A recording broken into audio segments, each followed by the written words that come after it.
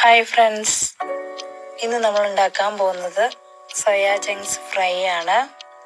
അതിനുവേണ്ടി ഒരു ചീനച്ചട്ടിയിൽ വെള്ളം വെച്ചിട്ടുണ്ട് തിളപ്പിക്കാൻ വേണ്ടി. അതിലേക്ക് നമുക്ക് ആവശ്യത്തിനുള്ള സോയാ ചങ്ക്സ് ഇട്ട് കൊടുക്കാം. നമുക്ക് ആവശ്യത്തിനുള്ള ഉപ്പ് ചേർത്ത് കൊടുക്കാം. ഇപ്പം അത് നന്നായിട്ട് വെന്തിട്ടുണ്ട്.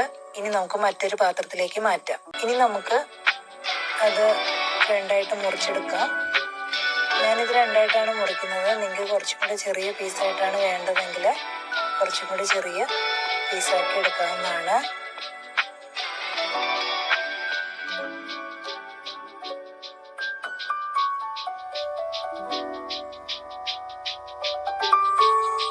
ഇനി നമുക്ക് അത് നന്നായിട്ടൊന്ന് പിഴിഞ്ഞെടുക്കാം. അതിൻ്റെ ഉള്ളിലെ ജലാംശം മുഴുവൻ പോകുന്ന രീതിയിൽ നല്ല ശക്തിയായിട്ട് വേണം പിഴിഞ്ഞെടുക്കാൻ.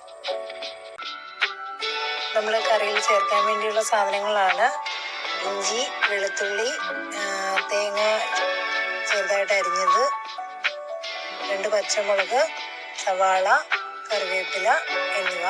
ഒരു ചട്ടി അടുപ്പിൽ വയ്ക്കാം. ചൂടാകുമ്പോഴത്തേക്കും നമുക്ക് ആവശ്യത്തിന് വെളിച്ചെണ്ണ ഒഴിച്ചു കൊടുക്കാം.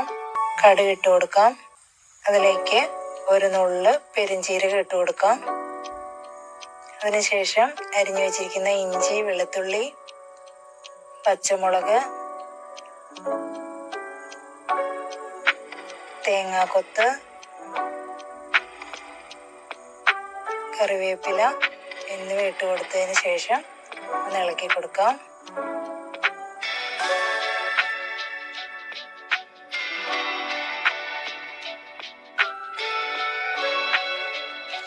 കുറച്ച് മഞ്ഞൾപ്പൊടി ചേർത്ത് കൊടുക്കാം. കുറച്ച് മല്ലിപ്പൊടി, മുളക് പൊടി ചേർത്ത് കൊടുക്കാം. മീറ്റ് മസാല. ഇനി നമുക്ക് ഇതെല്ലാം കൂടി ഒന്ന് ഇളക്കി കൊടുക്കാം. ഇനി നമുക്ക് എടുത്തു വച്ചിരിക്കുന്ന സോയാ ചങ്ക്സ് ചേർത്ത് കൊടുത്തതിന് ശേഷം നന്നായിട്ടൊന്ന് ഇളക്കി കൊടുക്കാം.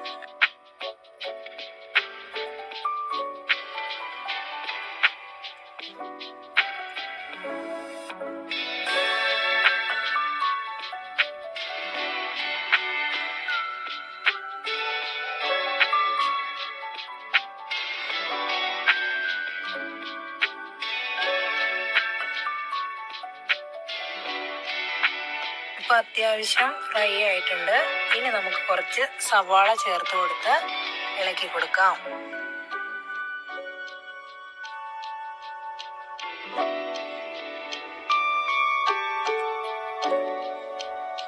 അങ്ങനെ നമ്മുടെ സോയാ ചങ്ക്സ് ഫ്രൈ ഇവിടെ റെഡി ആയിട്ടുണ്ട്.